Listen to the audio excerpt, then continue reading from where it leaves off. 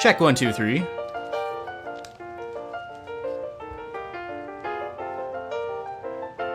Alright, 30 viewer in here.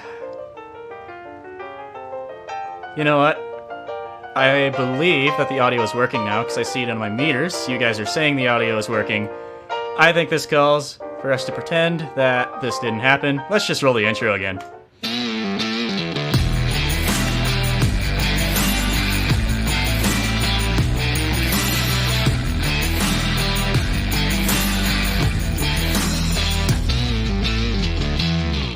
I like this better anyway because now there's like even more of you in the chat now that I've started like 5 minutes late because my audio... Oh, did it die again? Hang on. Nope, we're good. Good. I'll keep an eye on that meter. So the audio interface card is having some issues, so I'm going to adjust this a little bit, folks. So we could have another audio drop tonight. Please let me know in the chat if that happens, if I don't manage to notice my levels here. But the audio interface is probably going in the garbage after this because I've been having problems with it before. Anyway, good to see you guys again. Shout out to all of you in the chat. We have a good episode planned for tonight. We're going to be talking some about drones. We're going to be talking about how I got into drones and how that is my business aside from being a college student. So, why don't we pull up the notes that I did not pull up before so that we stay on track for this stream tonight and get right down to business. So, that's yesterday, or last week's. All right, so like I said before, we're talking about drones tonight and how I got into drones. Stay tuned. There may or may not be some drone crash footage that has never, ever been seen by the world before. Next week, I'm hoping for another exciting episode, but you guys are going to have to help me make it happen. We are going to be doing a Riley Reviews Your Farm video session. So if any of you out there have ever shot anything on your farm, I'd love to see it. Go ahead and send me a link. I meant to get a form up that I was going to have in the link description where you could go to like a Google form or something like that and submit. We don't have that, so here's what I'm going to do. Try the comments below this video. If your comment doesn't show up down there, don't panic. YouTube likes to hold links in comments because of spam check. I will just go into my spam folder and find those for you, and I'll queue those up for next week. If you don't have any farm video, just send a little vlog post. Take your phone, shoot a quick little 30-second to 1-minute video about your farm. I'd love to check it out. I think it's going to be a fun week next week, and it is tonight. My voice is cracking a little bit. It is tonight as well. Hogan, you love drones? Same here. We're going to be talking about drones quite a bit, as well as a continuation of last week's history about me as a filmmaker. Hello from Vermont. Good state. Haven't been there before. Would love to go sometime. All right. So next week's going to be fun. This week's going to be fun. All right. Anybody in the chat a moderator? shout out to you. I've added a few last week. Moderators help make sure everything goes smooth in the chat, bans comments that are excessive or flat out inappropriate. So, moral of the story there, don't say anything inappropriate. I'm not too worried about you guys. If you ask a question in the chat, and feel free to ask questions in the chat throughout the entire stream, I will be checking those periodically. Feel free to do so. If I miss your question, which does happen even in these less popular live streams, post it again 5 minutes down the road. That's a good rule of thumb. But once again, try not to post excessively. Leave some of that open so that other folks can get their comments in as well. And we're going to go ahead and promote Patreon one more time. Oh, look, it was on the ticker at the bottom there. Anyway, Patreon is a site that you can, let me get this out of the way. Because our channel is not monetized right now, this is the only way that you will be able to financially support me for the time being, because I'm waiting for YouTube to get all my monetization stuff through. It might take a little while for all that to get done. Rumor has it I'm not getting monetized till next year, as in January, hopefully. But anyway, for the time being, I'd love it if you guys could check out Patreon at least. Don't feel obligated that you have to support the channel, but this is the type of support that is going to allow me to keep telling the stories like Along the Edge that I have been able to tell in the past. So definitely hope you can at least go to patreon.com/agristudios, check it out. Nick Welker also has a Patreon, so there you go. You should go support him too. I have my hotkeys all mixed up for my switcher. Sorry about that. All right, who do we have? Indiana in the comments. Hello, Ben. You loved the video when Nick and I were goofing around. That was a fun one. I hope we can do another one of those here down the road. But yeah, messing around with drones with Nick was fun. He was really interested in the Inspire. Of course, I love the Mavic as well. That's what he flies. Nice little drone. Nick was in the chat earlier, but I believe he had to go. Otherwise, we would be seeing some sort of evidence of him being around. But I did see a comment from Doug earlier, too, back when we were having audio issues. Doug makes some fantastic harvest videos in Kansas. If you don't know who he is, please go check him out. He's excellent. He's really good with the camera. Like, his cinematography is excellent. And he's pretty good with the drone, too. So let's go ahead and begin with some storytelling with Riley. I need to put like a, you know how I had that intro at the beginning of the stream? I need to do one of those for storytelling with Riley. This is only happening like once, so probably not going to do that. But let me rearrange a few things on my computer screen here for you so that I can read these comments while I can also read this. But we're going to dive back into 2015, and in 2015, I believe March, April, May-ish was when I decided to suddenly buy a drone. Now, I had been messing around with videos for a couple years at this point. I had a GoPro that I've been using for a couple years, and I loved that thing. I loved to mount it to the unloading auger, the combine, the header, wherever else. Inside the box of a grain truck, that was a good shot. I loved getting those dynamic action shots with a GoPro. And suddenly, some people are starting to pick up these flying machines that basically take a GoPro, put it up in the air, and get aerial views for less than $5,000, put it that way. So I was really intrigued by the fact of owning a drone myself. I decided, you know, I actually am able to afford the Phantom 3, which was new at the time. And I decided, you know what? This could be a really wise investment down the road. So I remember talking to my parents about it a little bit. I was 16, 17 years old at the time. And they thought it was the worst idea in the world. And that I was going to crash it right off the bat and destroy it. Something that cost $1,300 because I was going for the 4K DJI Phantom 3, which was an awesome drone at the time. I and so many other people picked that one up. That was a really popular drone back in its time and really put DJI on the map at that time as well.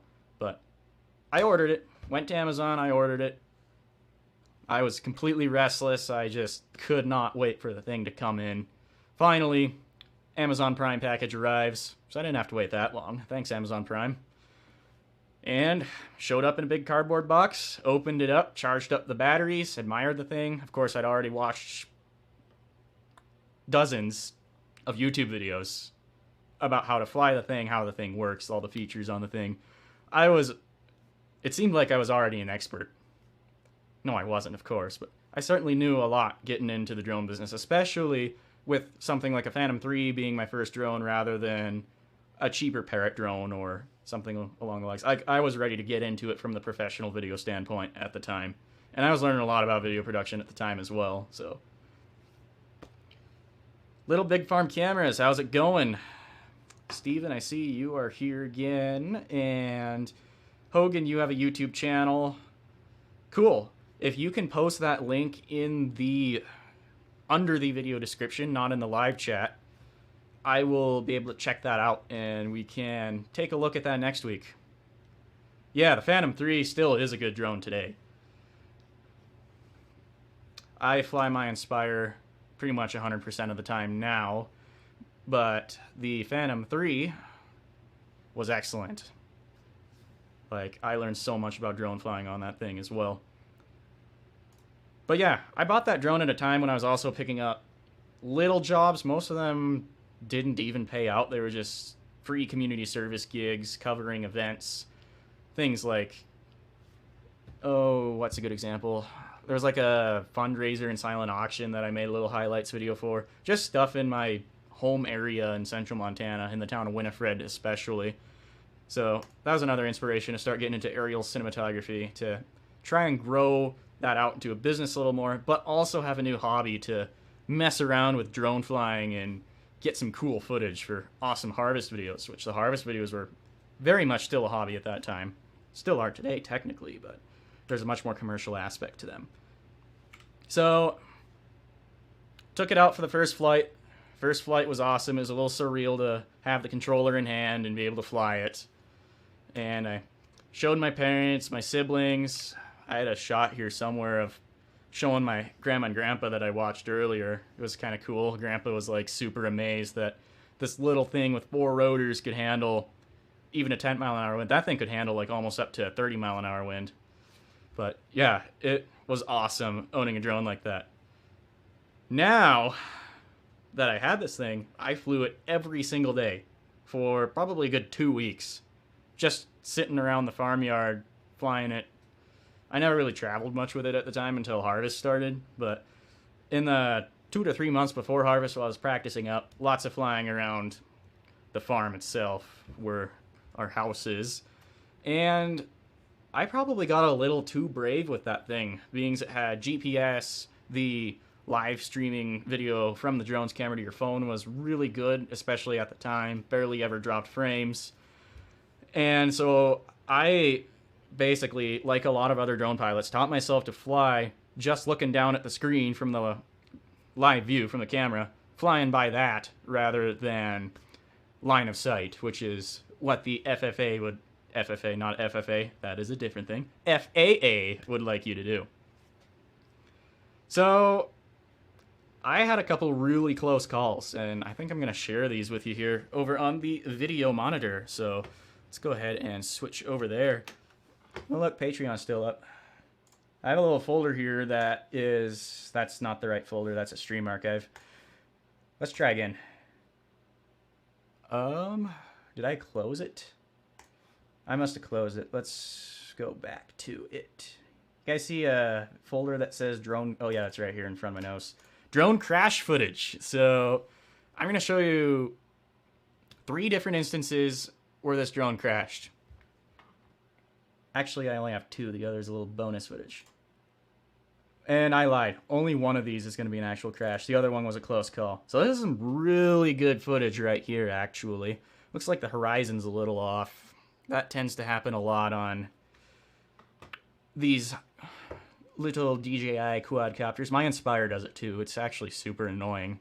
But wheat's all nice and green. This is probably shot in late June, maybe early July. I'm thinking kind of late June. It's starting to turn a little here, actually. So, not too far away from harvest. And we're kind of flying, and I'm going to skip forward in this video a little bit. Still kind of flying. I'm trying an orbit. It's a little shaky, but pretty good orbit for just learning how to fly a drone, actually.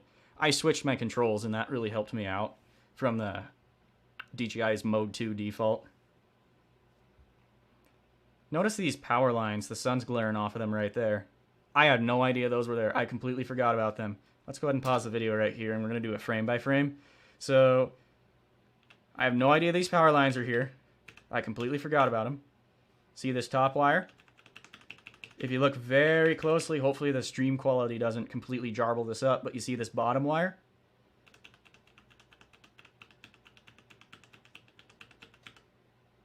How did I manage? Let's see that one more time. Play it in real time here. Right in between the two power lines. Did not hit one of them. Did not crash. I don't know how I managed it, but without even being aware as a pilot that those power lines were there, I lucked out on that one. And that right there made me a much more cautious drone pilot. That was really close. Really close. Alright, I'm going to manage some comments here real quick. I see you gave me a link. Remind me to scroll back up in these, and I will find that and get ready for our next week's stream with that. Thanks, Hogan. Hopefully you other folks are able to send some videos my direction as well. If you don't have any, no problem. We will just film one. Do a vlog, like I said earlier. Just take your phone and film a 60-second clip of your farming operation, what you do, send it my way. Yeah, the gimbal. I cannot believe the camera gimbal caught that power line. It did fly right in between the two. We'll watch it one more time here, and then we'll move on to the next clip. Crazy. I was so lucky on that deal. That could have ended a lot worse than it did. So, up next, this is another one of my first flights. I was pretty confident in doing some low-angle flying here. So you see I hit the record button, took off. Gimbal's kind of pointed at the ground. Oh, we're already out of control. I'm trying to regain, but I pushed the stick the wrong way and right into the shop. Flipped the drone upside down. Completely shattered 2 or 3 of the props. Other than that, it didn't really do much damage. It did put a couple scuff marks on the plastic shell of the DJI Phantom 3, but those we just cleaned them right up, and no visible damage other than that, and having to replace some props. So I had another one. Unfortunately, I wasn't able to get it into the right folder for you guys, but I had another one that was pretty cool to watch. Maybe I'll throw it in next week's, when I was at a public event and other people witnessed me basically crash my drone over the top of a rimrock and into a tree as it tumbled down into a pile of juniper. Nice that it had the nice soft juniper landing, we'll put it that way. One more drone clip from when I was starting out flying. This one wasn't a crash, but it was just kind of a bit of a funny event. So I was flying out, we're going to skip forward a little bit. And looks like Dad and our hired hand are on their way back with the horse trailer from probably moving cows. I'm sure they have horses in the back of that trailer. Heading back to the corrals at the house here. We also have my grandpa over here. He's just leaving from actually checking out the drone for the first time. This is a professional that I had. I went for the 4K. First 4K camera I had. So Grandpa looks like he told Dad that, oh, there's this flying thing in the air that's following you. You better be careful. Looks like I'm going to go ahead and stalk them some more. They're just kind of cruising slowly down the driveway. Nice and slow. This was also when our house was 2 colors. We were in the middle of a siding project. Seems to be that this thing is slowing down a little bit. I wonder what that could be. Hi, why is the door opening? What is going on? The vehicle is still moving. Oh no. Oh no, that's a rifle. That is a rifle. And oh, we're dead. Bye-bye, drone. So this was actually one of the first times that Dad saw the thing flying too. Apparently that was his initial reaction. Obviously it was a joke. but pretty funny. I believe he knew that I had that live feed, so I'm sitting in the yard laughing right now. I decide, you know what, we're just gonna be done with this and fly back to the house here. Funny little clip.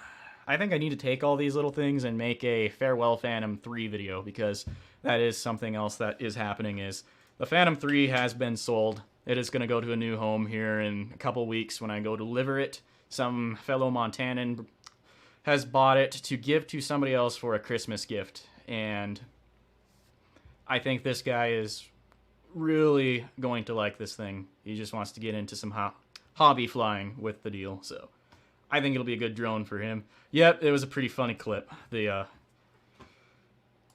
not shotgun, that was a rifle actually. A shotgun would have technically made it a little funnier, but I guess it doesn't matter. Either way, it was funny.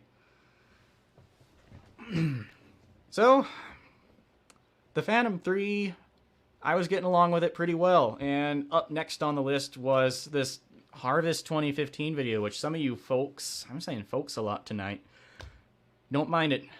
Has a nice little Montana appeal to my live streams. Some of you folks may have remembered the 2015 Harvest video from way back. That's where I started gaining a bit more of a YouTube presence other than extended family, friends, the occasional outsider or person from Europe. So I went out and went to the Missouri Breaks with this drone, threw it up in the air to film combines. Boy, was it a game changer. It is no wonder why so many people who make harvest videos, pretty much everybody who makes harvest videos on YouTube, uses a drone, because they capture the harvest action so well. It's so easy to track along with the combine, track along with the grain cart, even follow a truck coming in and out. But I had that one extra variable in my work, and that was the Missouri Breaks, which nobody has ever seen the Missouri Breaks before via the way that a drone can see it. It's one thing to be in a manned aircraft and fly through the Missouri Breaks, but because a drone is a quadcopter and doesn't have to go at a speed in excess of like 50 to 60 mile an hour, we can crawl nice and slow and we can orbit with drones. It puts an entirely new perspective to that rugged country. It is indeed a unique perspective to capture the breaks that gives it lets you see the actual depth of the breaks, because the shot is moving in an orbit fashion versus just taking stills or even having a video camera on a tripod in the ground. It was just a fantastic way to show a very beautiful part of the state of Montana. All right, little Big Farm cameras, thank you for tuning in. Hopefully you can make it next time, and thank you for subscribing as well. So anyway, going back to this harvest video business, I found some nice kind of typical orchestral dramatic music to pair with the footage from this video, and quickly made a YouTube video, released it, I believe, the first week of September, and it ended up going to the Northern Ag Network almost right away. So the Northern Ag Network is our big agricultural broadcasting network here in this region. They're based in Billings, Montana, broadcast out to the western Dakotas, Wyoming, quite a bit of Idaho, I believe, as well. And they picked it up and shared it on their site. Once they did that, Lane Nordland, who hosts on TV the market reports across all of these stations in this coverage area, shared it on TV as well as his radio report. And people picked it up from there. Pretty soon my view counter was 20 to 30,000. And I am sitting here remembering, wow, I've been amazed to get 4,000 on my previous YouTube harvest videos. Now I'm at like 20,000, and this thing is being shared all over the place, thanks to good old broadcast media. Northern Ag Network still remains my most popular external influence to my video work, just because of that. It is a huge platform. Once they push it to radio and TV, everybody hears about it. That is a good way to reach a huge audience very quickly. Anyway, that happened. The view counter went up. This is awesome. People are talking to me about this drone video right and left, even in my hometown of Winifred. Steven says, on your way to 1,000 subscribers. It's going to take at least a couple years to get there. We're at not even 5,000 yet. I'm hoping to get to 10,000 on the YouTube channel, probably mid-2019. It's going to take us a little while even to get there, but I think it'll eventually happen because I have picked up the pace on making content.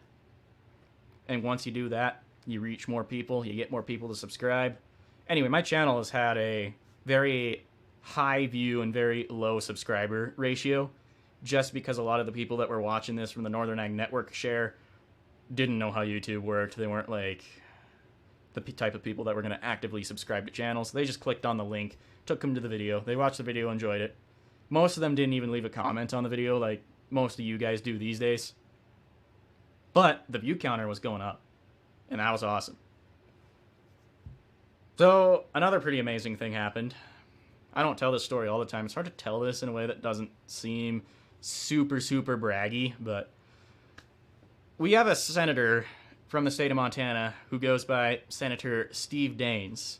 If you're from Montana, you know who he is. If you're not from Montana, maybe you still know who he is.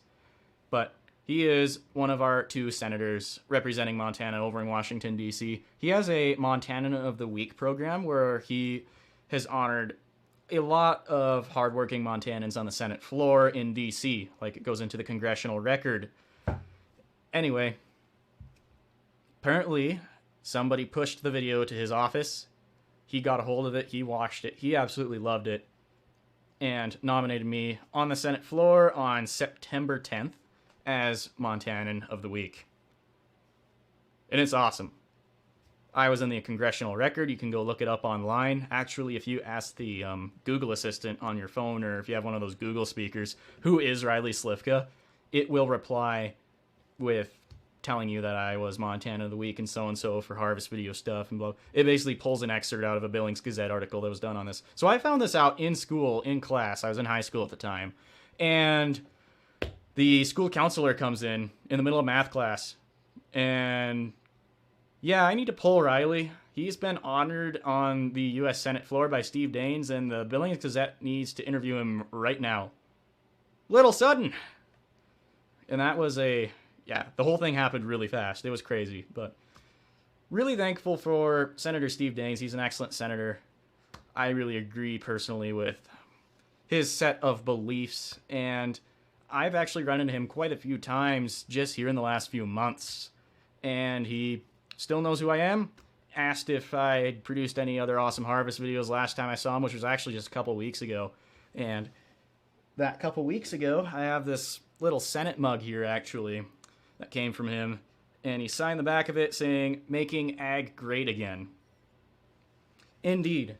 Now, Ag's already pretty great, but what he's implying here is that channels like mine and so many other channels out there are making the public's perception of agriculture great again, because we all know what sort of misconceptions lie out there, especially when you get into some really extreme cases such as PETA, but even like GMOs. That's a big one where people just automatically stay away from GMOs and buy organic just because GMO sounds scary and they don't actually know the science behind it. We need to get really good with our science communication. Speaking of science communication, do any of you know of the channel No Ideas Media? Let me know in the chat.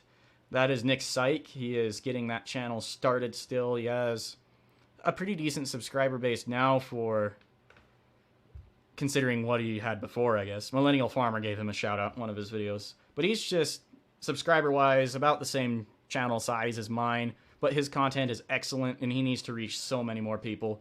But he's another one of those. Go support his Patreon. Go check out his channel and subscribe. Nick Syke's a cool guy. Hopefully I can talk to him one of these days.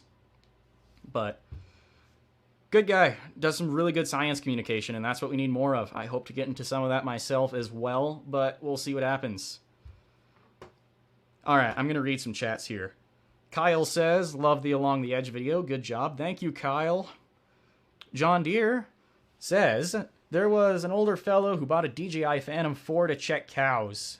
I live in East Texas, where there is plenty of trees, but he does not still check cows when they get out." Yeah, as long as you get those drones up above the tree line, you're not going to do what I did and crash into a tree.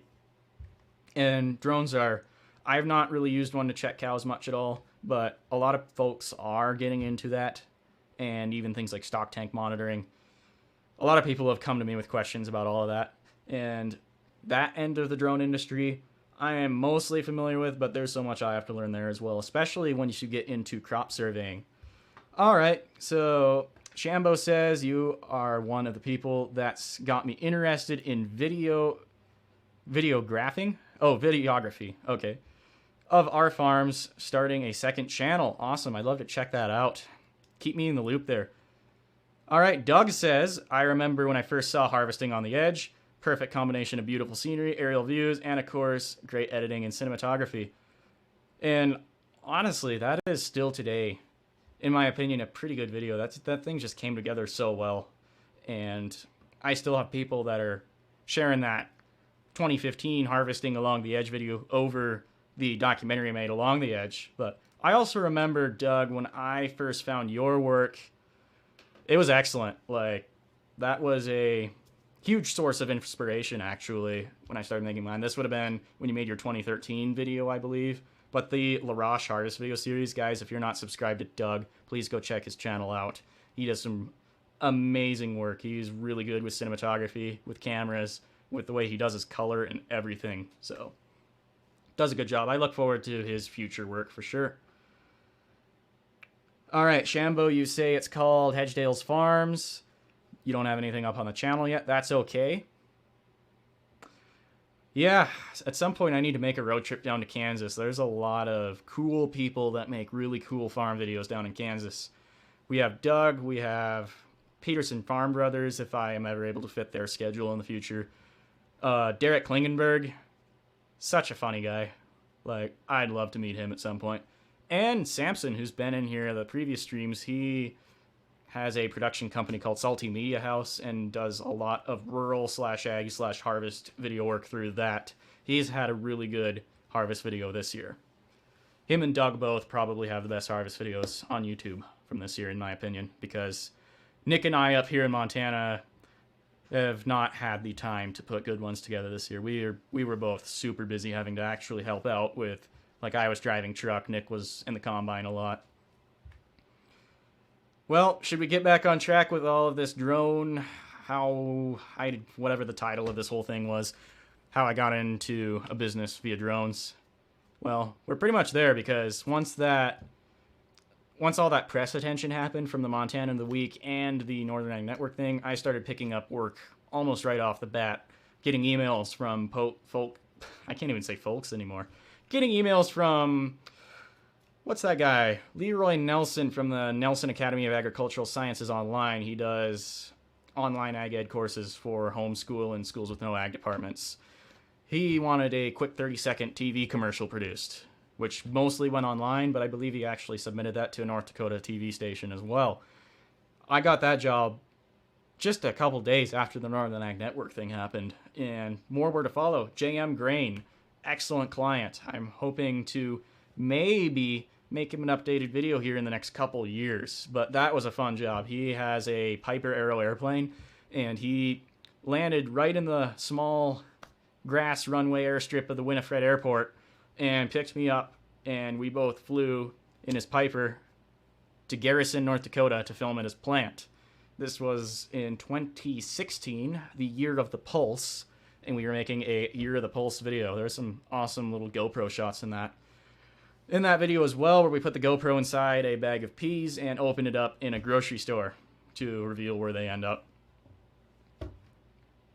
It'd be awesome to make him another promotional video for his business. Maybe I'll reach out to him and see if that's something he wants to do. But jobs like that. And there were a few others as well. I even went to Iowa. So we're picking up commercial work. Everybody's interested in the drone. This thing is actually legit starting to become a business. That's what I did my summer before college as well. All right, comments break. Nathan, I'm looking to buy a drone to make videos for our family farm located in Alberta, Canada.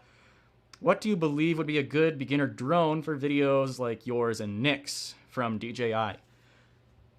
Mavic 2 or Phantom 4, depending on your budget. The Mavic 2 is an excellent drone. I believe Nick is going to be upgrading to that. I'm not sure for sure, but very likely that he will. He's been talking about it. I'd love to have one as well. but it will probably be a little while before I make another drone investment, because most of the time I'm fine with that Inspire. The problem with a drone like this is the DJI Inspire 2, which I use for commercial work now, is it takes about 5 minutes to set up. It's a bigger drone. It's not a good one to, if you're a farmer and you're in the semi-truck and you're waiting for a load of grain and you want to fly around and get some harvest footage while you're waiting.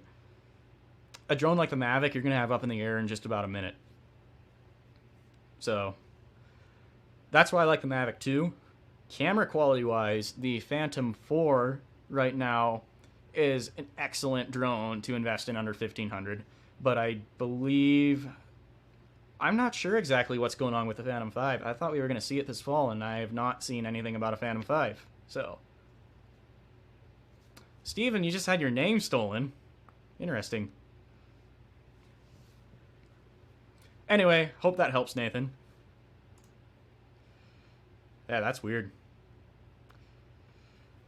Apparently, we have enough of a fan base that people are pretending to be each other in the chat.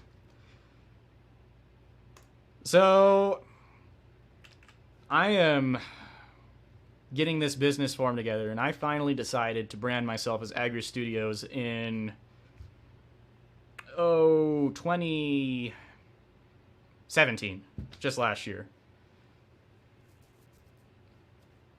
That's also when I decided to step up my game. Now, as good as the Phantom 3 was,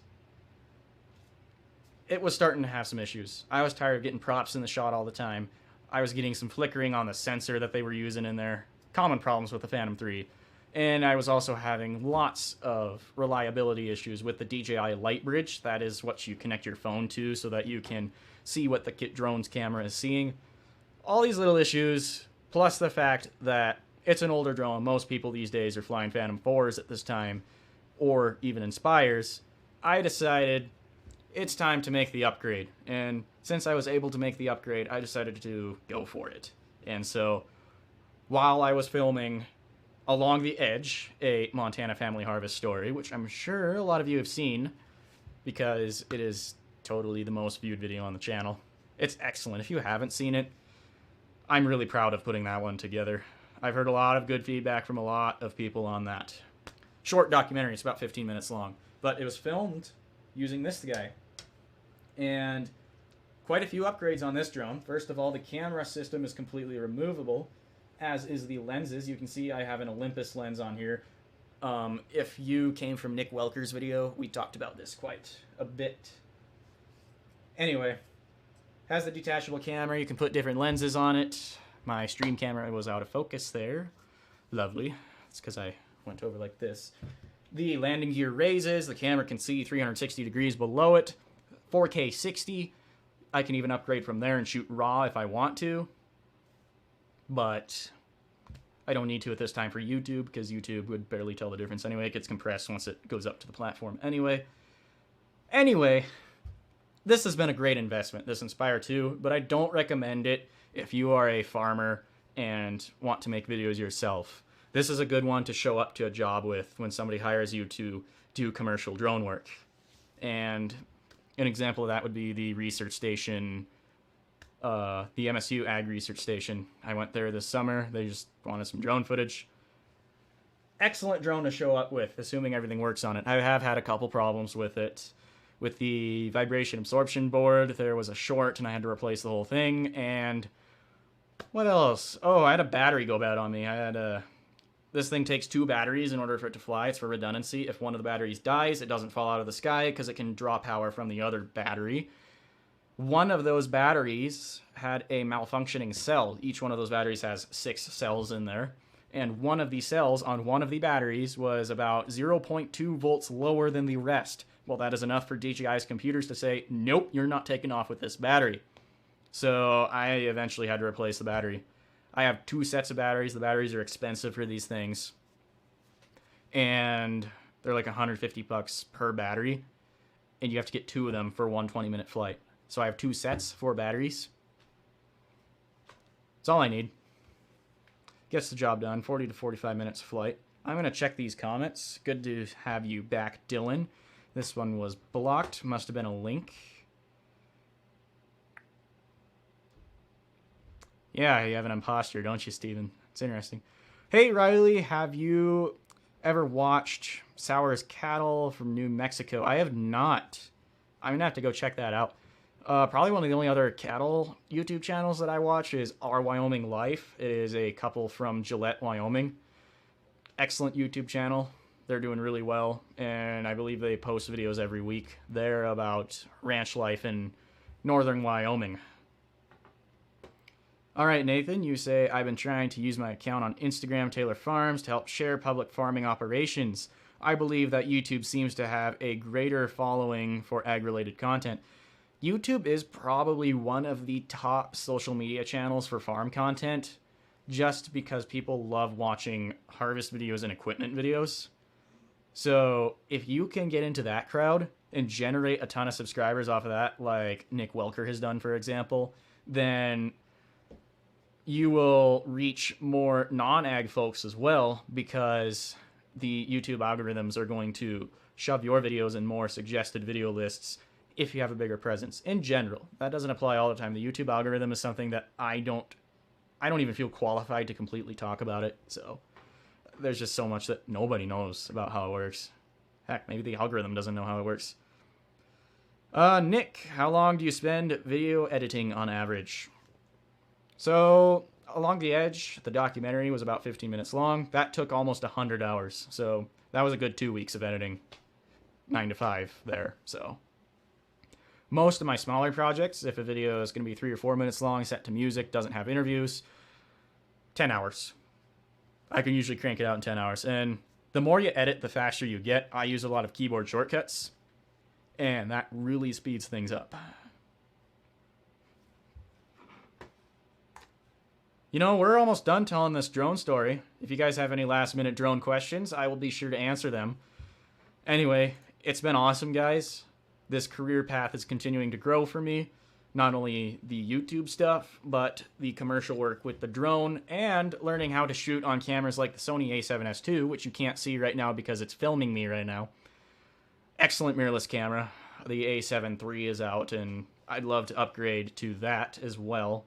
It'll probably be a little time before I do so, because this one's working perfectly fine for me. But learning all sorts of stuff about filmmaking through all of this, and drones have definitely helped me there too. I'm able to throw all these cameras in manual and expose them manually. I understand how f-stops works. You know, these are all basic things actually, but it's things that a lot of people don't bother with either, because shooting in automatic has also gotten good in today's society. But an internship in Powell, Wyoming, when I was going to school down there, Eastman's Hunting Journals, I did a lot of video editing for them, so I learned a lot on the editing side and how to put stories that weren't even mine together there at the Eastman's Hunting Journal. They do some excellent hunting content, by the way. They have a show that goes on the Outdoor Channel. I didn't get to work on that a whole lot, but a lot of their internet series stuff, chances are I had something to do with some of the editing for there. But that was an excellent internship to learn advanced video editing and storytelling from subjects that you might flat out not even be completely interested in either. All right, more comments. Hogan, are you posting the video on YouTube of this stream? Yes, there will be an archive. There should always be an archive of these live streams. Doug says, what are your next steps and plans for the future? Staying in ag or branching out? I'm hoping to continue with building a video production company that's focused in ag. It looks like there's a lot of demand for it, and I might not be able to completely stay in ag either. That's okay, but that's what the main focus is going to be, is that.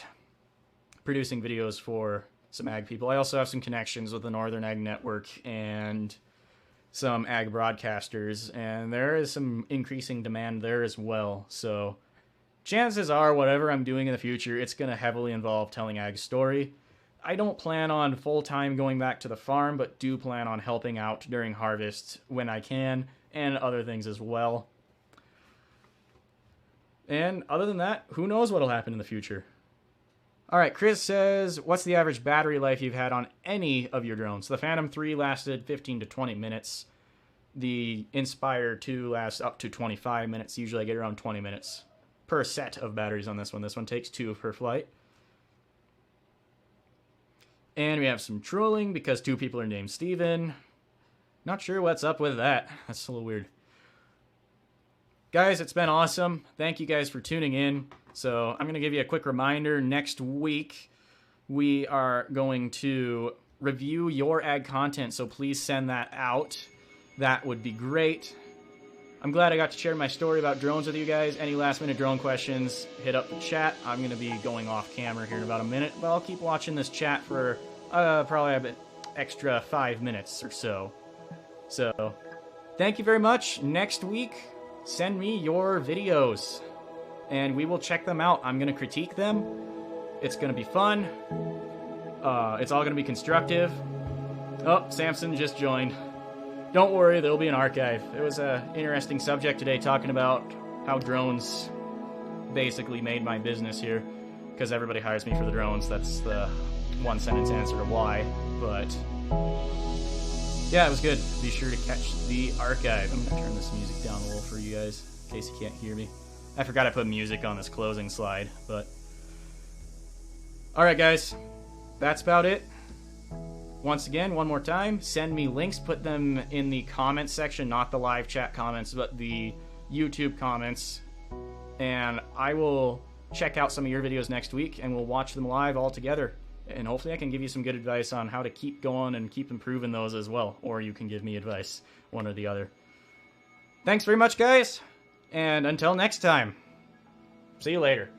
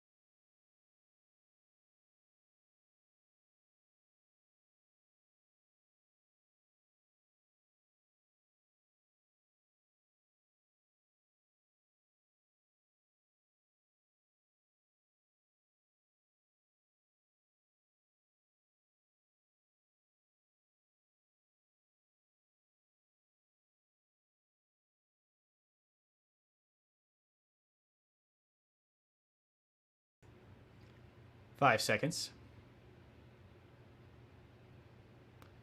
All right. It looks like we're done.